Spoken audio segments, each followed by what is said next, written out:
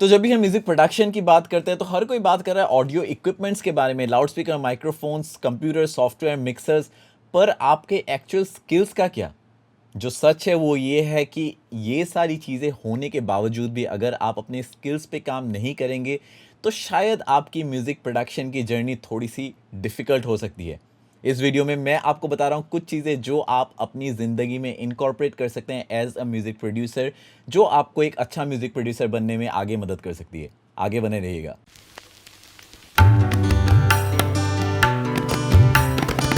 Let's say आपने सारी चीज़ें खरीद ली और आपके पास सारे टॉप नॉच चीज़ें हैं, लेकिन क्या सिर्फ यही चीज़ें काफ़ी है आपको एक अच्छा म्यूज़िक प्रोड्यूसर बनाने के लिए? सबसे ज़रूरी जो चीज़ है वो है अपने स्किल्स पे काम करना एज अ म्यूज़िक प्रोड्यूसर।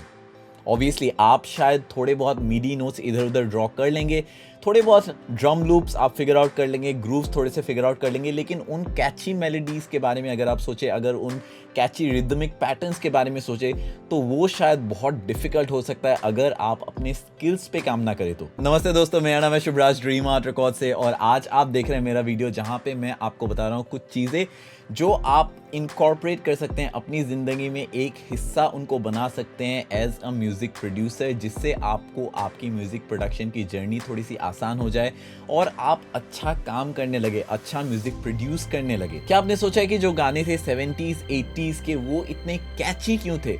2021 में भी लोग इनको कवर क्यों कर रहे हैं? वो हुक की लाइन जो आपके दिमाग में बार बार घूमती रहती है वो इस प्रकार के क्यों थे? सिंपली बिकॉज वो अपने क्राफ्ट पे काम करते थे। उस वक्त के जो कंपोजर्स थे, जो म्यूजिशियंस थे, वो अपने क्राफ्ट पे काम करते थे।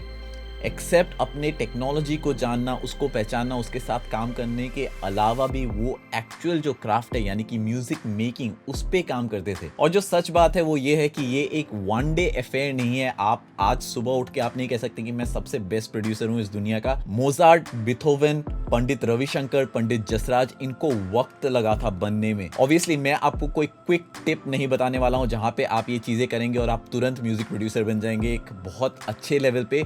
मैं आपको चीज़ें बताने वाला हूं जो आप अपनी डेली रूटीन में इनकॉर्पोरेट कर सकते हैं, जो आप रेगुलर बेसिस पे कर सकते हैं, ताकि धीरे धीरे आपकी ग्रोथ हो और आप एक्चुअल म्यूजिक के इन डेप्थ नॉलेज को समझने लगे। तो जो सबसे पहला पॉइंट है या हैबिट आप कह लीजिए वो है कि आप एक इंस्ट्रूमेंट सीख सकते हैं या फिर आप सिंगिंग सीख सकते हैं, आप गायकी सीख सकते हैं। ऑफ कोर्स आप म्यूजिक बना सकते हैं बिना म्यूजिक थ्योरी सीखे भी, जरूरी नहीं है कि आप म्यूजिक थ्योरी सीखें, लेकिन मानिए मेरी बात, अगर आप म्यूजिक थ्योरी सीखते हैं तो आपको एक बहुत बड़ा अपर हैंड मिलता है। और हम सबको पता है कि एक इंस्ट्रूमेंट या फिर अपनी गायकी सीखने से अच्छा तरीका नहीं हो सकता है अगर आप म्यूजिक थियोरी सीखना चाहते हैं तो। इन अ वे ये एक सेकंड नेचर बन जाता है। एग्जांपल के तौर पे अगर आप कोई परकशनिस्ट हैं, बहुत वक्त से आप परकशंस बजा रहे हैं, तो जब भी आप किसी गाने को सुनते हैं बिना ताल के, तो उसमें ऑटोमेटिकली आपके दिमाग में ताल आने लग जाता है, ऑटोमेटिकली आपके दिमाग में रिदम पैटर्न स्ट्रक्चर्स आने लग जाती हैं, जो बहुत नेचुरल फील हो सकता है कंपेयर टू समबडी जिसको पता नहीं है म्यूजिक थियोरी के बारे में। ऑल्सो बहुत लोगों का ये मानना है कि अगर आप वोकल सीख रहे हैं तो आपको एक वोकलिस्ट ही बनना है। ये बिल्कुल ज़रूरी नहीं है। आपको उस इंस्ट्रूमेंट को या फिर आपको अपनी गायकी पे काम करना चाहिए, उसको सीखना चाहिए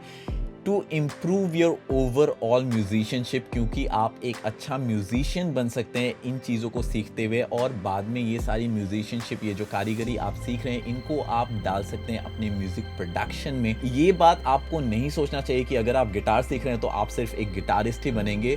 ओवरऑल डेवलपमेंट के लिए बहुत ज़रूरी है अगर आप म्यूजिक प्रोडक्शन करना चाहते हैं तो। पॉइंट नंबर 2 है compose out of the box. तो पहले जब लोग म्यूजिक बनाते थे उनके पास कोई दूसरा तरीका नहीं था उन म्यूजिक पीसेस को याद रखने के सिवाय वो सारे म्यूजिक पीसेस को लिखते थे, लिटरली नोट्स वो बनाते थे, और इनको हम स्टाफ नोटेशंस भी कहते थे। आज के टाइम पे भी बहुत सारे आर्टिस्ट इसका इस्तेमाल करते हैं, बहुत सारे म्यूजिशियंस इसका इस्तेमाल करते हैं। सिम्फनी ऑर्केस्ट्रा वगैरह अभी भी स्टाफ नोटेशन पे बहुत ज़्यादा डिपेंडेंट है। मैं नहीं चाहता आप सेम चीज़ें करें, मैं नहीं चाहता आप जाके स्टाफ नोटेशन लिखना शुरू कर दें। ऑब्वियसली ये एक लंबा और टफ प्रोसेस हो सकता है, लेकिन मैं चाहता हूँ कि आप थोड़े से अपने कंप्यूटर से बाहर निकले, DAW के बाहर निकले और out of the box compose करें। अगर आप एक गिटारिस्ट हैं तो आप गिटार के साथ बैठें और आप वो कंपोज करें। पहले जो आप धुन बना रहे हैं, जो भी आप लिख रहे हैं, उस मेलोडी को पहले तैयार करें। जब तक वो अच्छा साउंड नहीं कर रहा है, 110% श्योर कि जब आप उसको रिकॉर्ड करेंगे तब भी वो अच्छा साउंड नहीं करेगा। तो पहले आपको उस रॉ मटेरियल पे काम करना चाहिए, पहले आपको उस कॉम्पोजिशन पे काम करना चाहिए। बहुत सारे लोग हैं जो ट्रैक्स बनाते हैं अपने कंप्यूटर पे, आई एम श्योर ये आपके लिए बहुत अच्छा तरीका होगा और बहुत लोगों को इससे इंस्पिरेशन भी मिलते हैं, अच्छी बात है।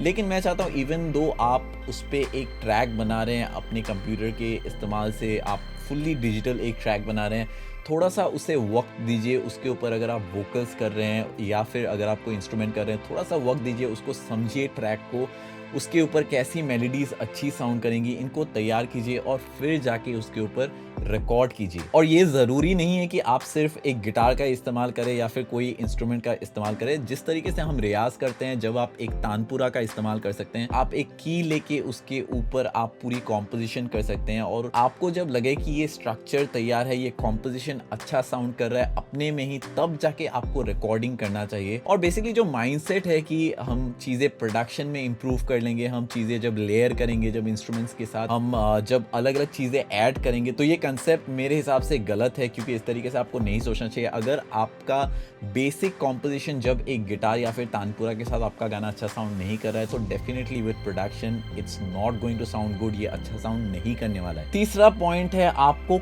कवर्स पे काम करना चाहिए।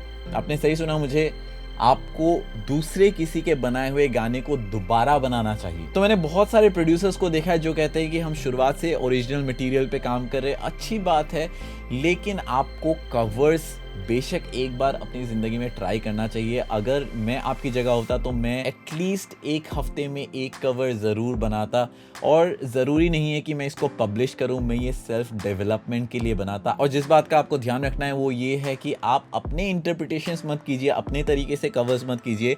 जो गाना आप कवर करने की कोशिश कर रहे हैं, आप एग्जैक्टली कॉपी करने की कोशिश कीजिए। आप कोशिश कीजिए कि जिस तरीके से वो गाना बना है आप एग्जैक्ट एक कॉपी बनाएं। इससे आपको काफ़ी ज़्यादा हेल्पफुल हो सकता है नए ट्रिक्स और टेक्निक्स सीखने में, समझने में। जो लोग, जो प्रोड्यूसर्स ऑलरेडी जिन्होंने इस्तेमाल कर रखा है, उनको आप काफ़ी आसानी से सीख सकते हैं। और जो ये मैं ओरिजिनल्स की बात कर रहा हूँ, ये मैं इसीलिए कह रहा हूँ क्योंकि कई लोगों के लिए कई दफ़ा ये एक्सक्यूज़ का भी काम कर सकते हैं। जब आप शुरू कर रहे हैं किसी काम को, जब भी कोई स्टार्ट कर रहा है एक प्रोडक्शन को, उनको वो पार्ट समझ नहीं आ रहा, कोई एक फ्रेज समझ नहीं आ रहा और उसको वो कवर नहीं कर पा रहे, बेसिकली वो कॉपी नहीं कर पा रहे हैं, तो वो उसको ऐड नहीं करते हैं। और अगर आप उनको जाके पूछे कि आपने ये हिस्सा क्यों ऐड नहीं किया, तो उनका सीधा आंसर होता है नहीं, मैं अपना टेस्ट इसमें ऐड कर रहा हूँ। तो ये एक काइंड ऑफ एक्सक्यूज बन जाता है, एक ईजी वे बन जाता है, जो करेक्ट नहीं है अगर आप ट्रिक्स और टेक्निक्स को सीखना चाहते हैं। और ये बहुत सिंपल सी बात है कि आपको रूल्स को सीखना पड़ता है इससे पहले कि आप उनको तोड़ सके। तो जिस साउंड को आप ओरिजिनल सोच रहे हैं, शायद वो ऑलरेडी एग्जिस्ट करता है, आपने उतना एक्सप्लोर भी नहीं किया है। कहने का मतलब है कि आपको एक्सप्लोर करना चाहिए, आपको दूसरे केस स्टडीज़ करने चाहिए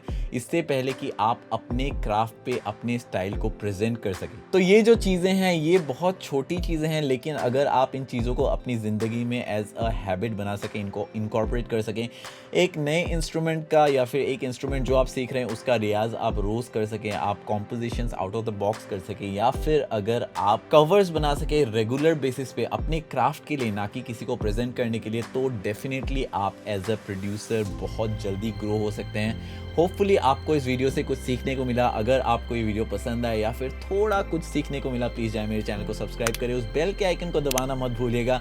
मैं मिलता हूँ आपको अगले वीडियो में, तब तक के लिए टेक केयर, साइन आउट।